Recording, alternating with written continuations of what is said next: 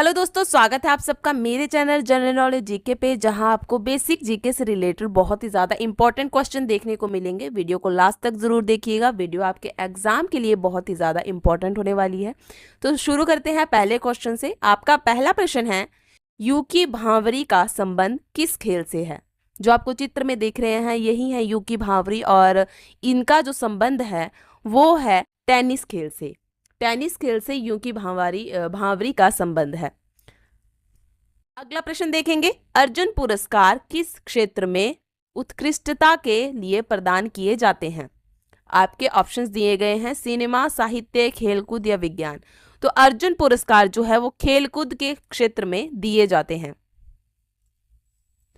अगला प्रश्न देखेंगे दोस्तों, डीसीएम ट्रॉफी का संबंध किस खेल से है? डीसीएम ट्रॉफी का संबंध इनमें से किस खेल से है?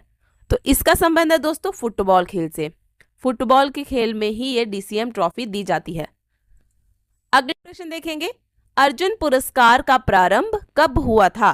अर्जुन पुरस्कार का प्रारंभ जो कि खेलकूद में दिया जाता है, उसका प्रारंभ हुआ था सन 1961 में। 1961 से अर्जुन पुरस्कार दिया जाने लगा। अगला प्रश्न है आपका, सानिया मिर्जा निम्नलिखित में से कौन से खेल के लिए चर्चित है? चित्र में दिखाई गई हैं सानिया मिर्जा जी।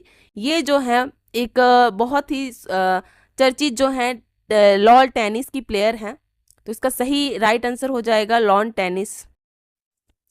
अगला प्रश्न देखेंगे, संयुक्त राज्य अमेरिका का राष्ट्रीय खेल क्या है? संयुक्त राज्य अमेरिका का राष्ट्रीय खेल है बेसबॉल।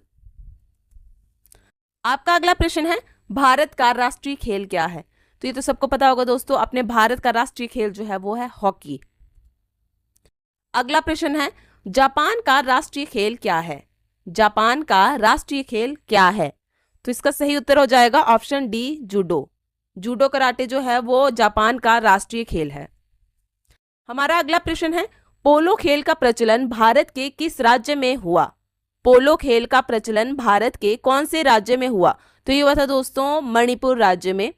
अपने पूर्वी भारत का जो राज्य है मणिपुर, वहां पे पोलो खेल का प्रचलन हुआ। अगला प्रश्न देखेंगे, कबड्डी खेल का जन्मदाता किसे कहा जाता है? तो कबड्डी खेल का जन्मदाता भी अपने भारत देश को ही माना जाता है। अगला प्रश्न है, शतरंज खेल का जन्मदाता किसे कहा जाता है? शतरंज खेल का जन्मदाता अपने भारत देश को ही कहा जाता है। अगला प्रश्न देखिए, बेसबॉल में प्रत्येक कक्ष में खिलाड़ियों की संख्या कितनी होती है? बेसबॉल के प्रत्येक कक्ष में खिलाड़ियों की संख्या कितनी होती है? तो वो होती है दोस्तों 9।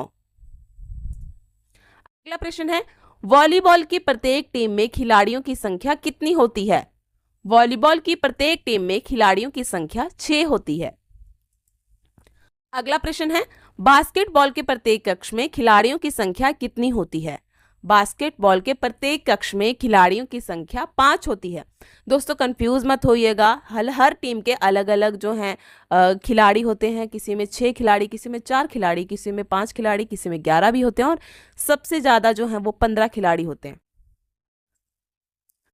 अगला प्रश्न है आपका, दादा के नाम से किसे जाना जाता है? तो इसका सही उत्तर है ऑप्शन बी, मेजर ध्यानचंद जी को दादा के नाम से जाना जाता है। इनके नाम से एक अवार्ड भी है जो कि खेल कूद के क्षेत्र में ही दिया जाता है। अगला प्रश्न देखेंगे, किसी अंतरराष्ट्रीय फुटबॉल मैच की सामान्य समयावधि कितनी होती है?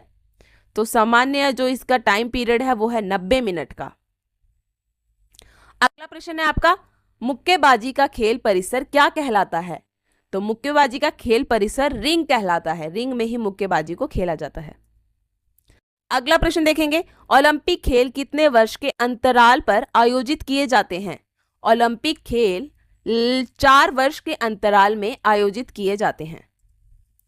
अगला प्रश्न है, किस वर्ष भारत ने ओलंपिक खेलों में हॉकी का स्वर्ण पदक जीता था? पहला स्वर्ण पदक जीता था।